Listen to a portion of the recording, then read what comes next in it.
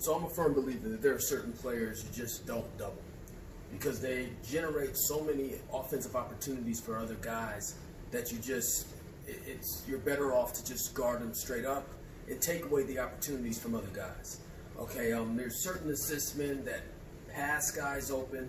Jason Kidd was really good at that, and there's other guys that are really, really smart and really can find seams and create offensive opportunities by penetrating the ball and all that kind of stuff. John Stockton was really, really good at that. Steve Nash was really, really good at that.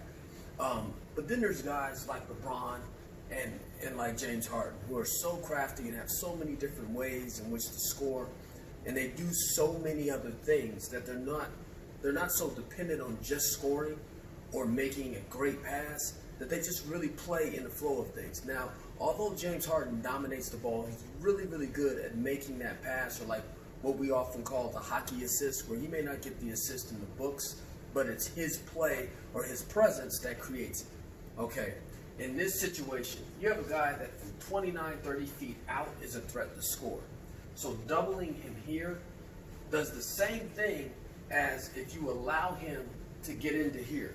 Because when the ball gets into here and gets into this middle area of the court, that's forcing one of these two guys on the weak side. Remember this imaginary line down the middle? You have 6 players on this side. This is the strong side. 4 on this side. This is the weak side. So what ends up happening is you get Green to come right here. The ball gets here. That's no different than ball penetration. So allowing James Harden to be doubled here, and then the ball comes right here. Now you have a 3-on-2 situation. You have a big trying to come out and guard a guard, which isn't the best situation. But when the ball gets in here, Jeff Green does a good job of throwing it out to Gordon.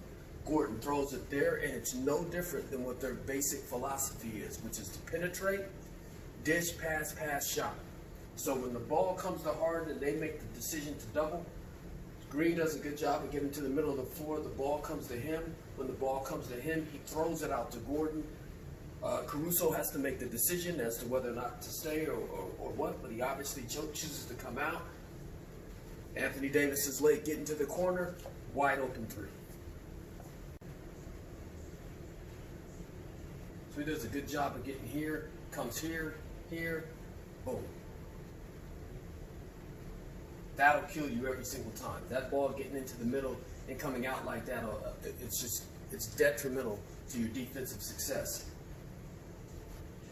So boom, there you go.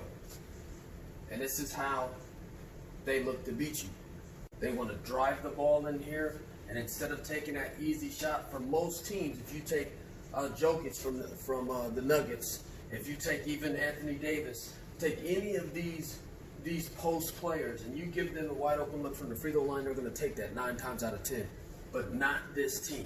You get most 2 and 3s that drive the ball and get in the air when no other defender has even jumped, okay? And not take that layup, but kick it out for a 3. That is a philosophy.